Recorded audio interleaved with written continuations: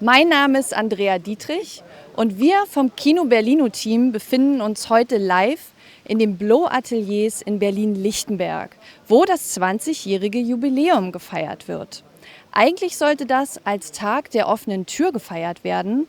Da die Bahn jedoch die Nutzungsrechte den Ateliers untersagt hat, ist es heute ein Tag der geschlossenen Tür.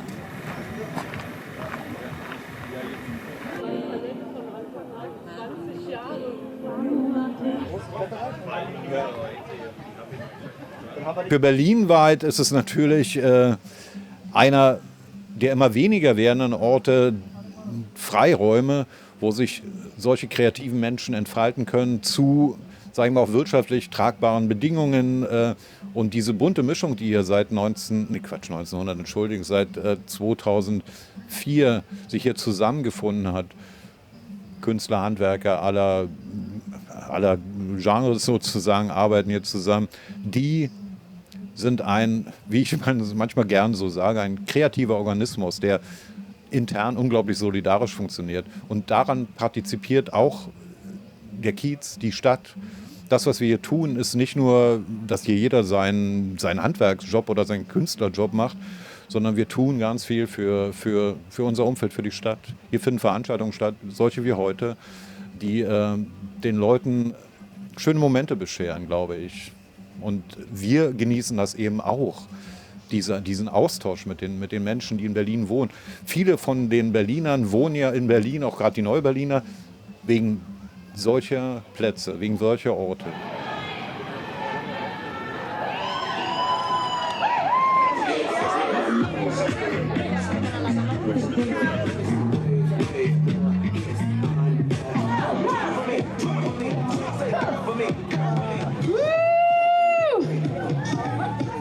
Und wir hatten ja schon die Blow-Parade, das war sozusagen vor diesem ganzen Drama ist es passiert, dass wir gesagt haben, hey, lass uns doch mal außen anfangen und die Leute herbringen, die das Blow noch nicht kennen.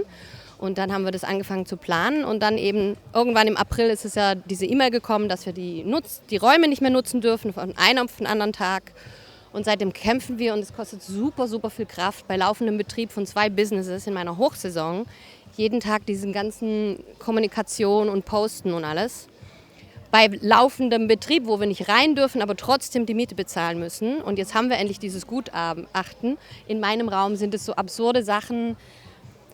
Die Neonröhren sind zusammengeschraubt. So habe ich das gemietet vor 20 Jahren. Und jetzt ist es auf einmal nicht mehr Standard. Also brauche ich jetzt irgendeinen Elektromeister, der das mit mir fixt. So. Also wollen wir ja auch alles machen, aber es ist einfach absurd. Und wir wollen einfach einen langen Mietvertrag, weil wir können diese Sache, die muss man ja sanieren. Es ist einfach alles im Argen. Die haben ja selber nie Geld reingesteckt. Das ist ja alles so alt. Aber das macht ja keiner, wenn man in 2 Jahren schon wieder gehen muss. So ist die Situation. Also es ist schlimm. Es ist eigentlich schlimm und eigentlich müsste ich heulen, weil wenn ich das verlieren würde, würde ich wirklich... Ja, ich habe meine Wohnung, dann könnte ich in meiner Wohnung von Hand nähen. Aber meine 5 Nähmaschinen, die ich brauche, die kann ich da nicht hinmachen. Und ich will auch mir keinen anderen Ort suchen. Ich will einfach hier bleiben.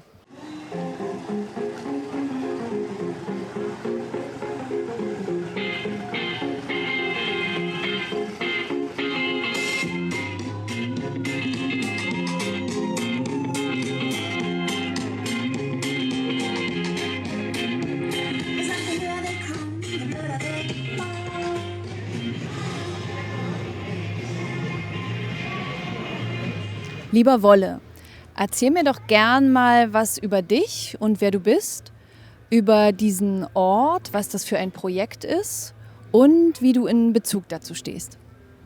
Ich finde sehr schön an diesem Ort, dass alles, was man hier macht, irgendwie total unbürokratisch und unkommerziell passiert. Also um die Ecke geht die Klinke kaputt und dann geht man zur Schmiede und der bringt eine neue Klinke und das funktioniert automatisch, dauert ein bisschen länger, aber hier wird so wenig mit Transaktionen irgendwie gearbeitet. Alle arbeiten hier ehrenamtlich, wenn jemand ein Problem hat, hilft sofort jemand und das finde ich sehr schön und das sollte auch in Zukunft so bleiben. Kannst du mir was über die Geschichte zu diesem Ort erzählen?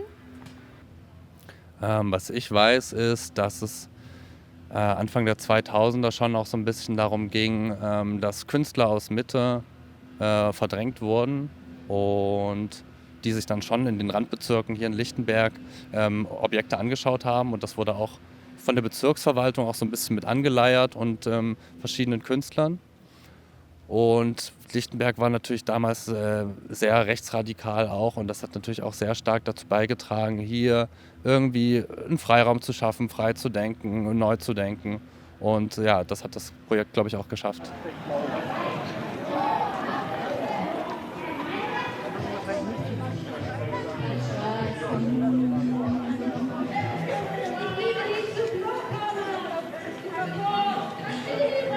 Ich denke, es ist auf jeden Fall eine soziale Begegnungsstätte. Hier kommen Leute her, die haben sonst gar nicht so viel mit Kunst am Hut. Es ist ein sehr hartes Publikum, nicht so einfach zu nehmen. Ich denke, so Kunstinteressierte, Kunstspezialisten, die sind da zugänglicher, besser informiert. Hier muss man sich manche Sachen so ein bisschen erkämpfen, wenn man in den Dialog mit den Leuten geht, aber es ist sehr, sehr spannend. Und für mich hat auch mal Kunst eine soziale Komponente. Und hier an diesem Ort funktioniert das wunderbar. Happy Birthday!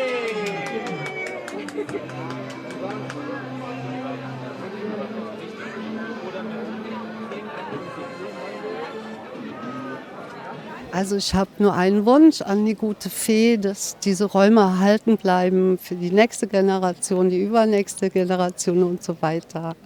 Ich hoffe, sie erfüllt mir das. Peter, sag mir doch gerne etwas dazu, warum wir heute den Tag der geschlossenen Tür feiern und nicht wie sonst immer den Tag der offenen Tür. Genau, das hat einen ganz, ganz speziellen Grund, der uns jetzt seit fast 6 Wochen im Krisenmodus hält. Wir haben am 26. April von heute auf morgen ohne jegliche Vorankündigung eine Nutzungsuntersagung für 90% unserer Ateliers und Werkstätten bekommen. Hintergrund ist, dass im Zuge der eigentlich begonnenen Vertragsverhandlungen mit der Deutschen Bahn auch nochmal hier Gutachten gemacht wurden über den Zustand der Gebäude, über den Zustand der Elektroinstallation zum Beispiel eben auch. Und wir haben im Vorfeld mit der Deutschen Bahn sehr intensiv schon verhandelt und waren uns auch klar nach 20 Jahren seit der Genehmigung für diese Infrastruktur hier, dass gegebenenfalls Mängel zu finden sein werden. Und wir hatten in unseren Verhandlungen auch darüber konstruktiv gesprochen, wenn wir dann Mängel finden, müssen wir einen Weg finden, gemeinsam mit dem Vermieter. Wie stellen wir diese Mängel ab, um eben den Atelierbetrieb so wenig wie möglich zu stören? Und dann war das, ich sag's ungern so, es war ein Schlag ins Gesicht. Also wir wussten, dass das Gutachten gemacht wurde, dass hier ein Gutachter war. Aber vollkommen ohne jeglichen Vorlauf haben wir diese Nutzungsuntersagung per Mail zugestellt bekommen mit sofortiger Wirkung. Und bei der ersten Schreiben stand sogar noch, die Nutzungsuntersagung ist ausgesprochen, die Gebäude sind nicht mehr zu betreten. Wir als Vermieter sagen Ihnen, wann Sie noch einmal in die Gebäude rein dürfen, um die Gebäude zu räumen. Das klang schon fast so wie so ein Rauschmiss, und das wurde dann nur noch getoppt vom nächsten Montag, als wir dann aus der Presse erfahren haben von der Morgenpost, die DB Pressestelle angefragt hatte, dass der Vermieter oder die Vermieterin korrekterweise sagt, wir brechen die Verhandlungen ab. Und das hat dann das ausgelöst, was jetzt an Öffentlichkeit passiert ist, weil wir waren erstmal kurz in Schockstarre, sind aber dann sozusagen so ein bisschen in den Kampfmodus gegangen und haben Politik und Öffentlichkeit hier einbezogen. Tag der geschlossenen Tür heißt das deswegen, weil bis heute diese Nutzungsuntersagung nicht zurückgezogen wurde. Man muss aber jetzt auch sagen, dass wir seit 3 Wochen mit der Bahn wieder reden. Die Bahn, wir denken auch durch den starken öffentlichen Druck, wieder am Verhandlungstisch sitzt. Wir hatten schon einen Termin, da ging es dann rein um die technischen Details. Was können wir als Mieter, was kann die Bahn als Vermieter machen, um diesen Mängel abzuarbeiten, die jetzt die Nutzungsuntersagen verursacht haben. Und da beginnt es wieder kooperativ zu werden. Zweitens muss man auch sagen, dass die Bahn uns einen Termin angeboten hat am 18. Juni, jetzt in ein paar Tagen, wo es dann doch wieder um den Anschlussmietvertrag gehen soll, was uns sehr erfreut hat. Aber wie gesagt, früher waren das Tage der offenen Tür und diesmal sind alle Türen geschlossen. Alle Künstler sind solidarisch. Ich hätte ja hier die Möglichkeit, meine Skulpturen hinzustellen. Wir haben aber gemeinsam entschieden, dieser Tag der offenen Tür wird keine Nabelschau der einzelnen Künstler, sondern heute kämpfen wir fürs Projekt und wir feiern fürs Projekt.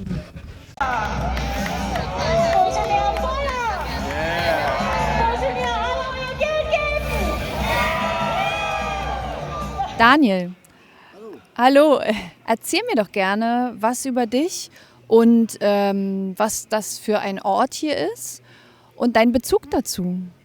Ja, der Ort ist man kann hier schrauben, man hat seine Ruhe von der ganzen Stadtstresserei und mit Gleichgesinnten hier kreativ sich zu entfalten, die Ruhe finden. Ich bin ein netter Mensch, kann ich so sagen. Viele Leute kenne ich in ganz Deutschland und die bittern natürlich mit, dass es hier weitergeht, ne? Weil die besuchen uns ja auch aus aller Welt und aus vielen Städten. Hamburg haben wir viele Freunde und im Ruhrgebiet. Die kommen ja auch vorbei, machen Musik und bringen Ideen mit und so. Das ist natürlich ein schöner kultureller Austausch mit vielen Städten. Und die sind natürlich auch sehr begeistert, dass wir so ein Grundstück, das ist ja wie eine Oase in dem Moloch hier in der City. Und das soll natürlich erhalten werden, ne? Für uns alle. Das ist einfach schön. Ne?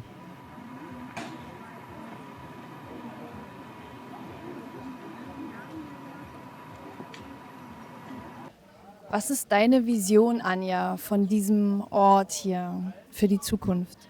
Ich würde wirklich gerne haben, dass es klappt, dass wir wirklich längerfristig sind, dass es wirklich sozusagen fast besiegelt ist, dass es ein Ort für Künstler sein muss. Auch wenn wir nicht mehr da sind, dann gibt es ja auch Newcomer, die brauchen ja auch alle Ateliers, es wird ja immer härter. Dass es einfach ins Gesetz geschrieben wird, das ist einfach ein Ort für Künstler, für Proberäume, für Ateliers. Und es soll nicht an die schneller, lauter, wer kann mehr Miete bezahlen, so wie es sonst in der Welt sein. Weil dafür liefern wir ja auch Kultur und Kunst und einen schönen Ort, den total viele Leute genießen. Ja, das ist hier unser Gartenparadies und das ist auch eine Gartengruppe geworden und wir haben das zu zweit angefangen, aber jetzt ist es offen für Leute vom Blo und auch Nachbarinnen und das heißt Gartenglück und das ist wirklich mein absolutes Glück. Hier wächst mein Mangold und mein Palmkohl und hier wächst meine unendlich lange Salatbar, wo ich jeden Tag schüsselweise frischen Salat ernten kann und den auch verschenke.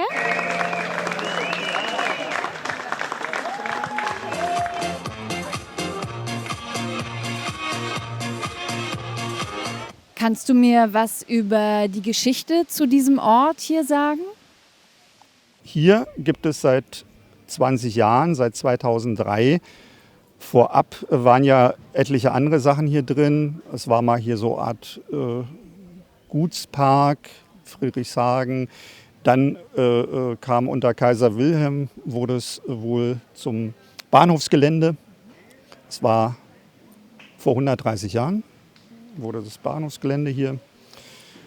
Im Zweiten Weltkrieg wurden hier Waggons geparkt, wurde für Transporte genutzt, sowohl Personentransporte als auch Waffentransporte. Dann wurde hier das Gelände sehr viel rangiert. Hier standen zum Teil sehr viele Züge auch rum, ausrangierte Züge. Von hier aus ging es auch mit dem Korn irgendwie los, wurde hier auch mit Zügen importiert. Ja, aus der Ukraine und aus Polen. Es wurde alles von hier aus irgendwie arrangiert. In der DDR-Zeit wurde es zum Teil, glaube ich, als Schule genutzt oder als Lehrraum. Nach der Wendezeit war das Gelände hier eine Weile auch brach. Dann haben das 2 Mitglieder vom Milchhof irgendwie entdeckt. Und dann nach 10 Verhandlungen haben sie hier die Ateliers gegründet.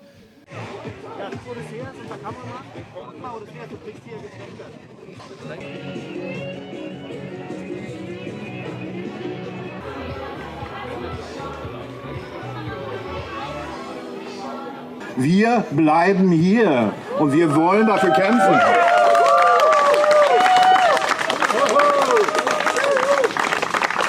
Und wir brauchen euch dafür.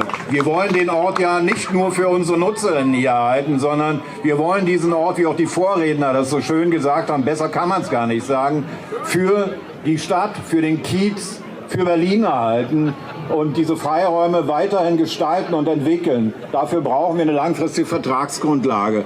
Und drückt uns die Daumen, seid mit uns. Wir werden euch informiert halten über den Fortgang. Und nochmal herzlichen Dank und ich wünsche euch für heute, feiert schön. Feiert 20 Jahre Blo auf die nächsten mindestens 20 Jahre. 1000 Dank. Vielen Dank für die aufschlussreichen Interviews an diesem besonderen Ort. Bitte unterstützt diese Initiative zur Erhaltung der Künstleroase.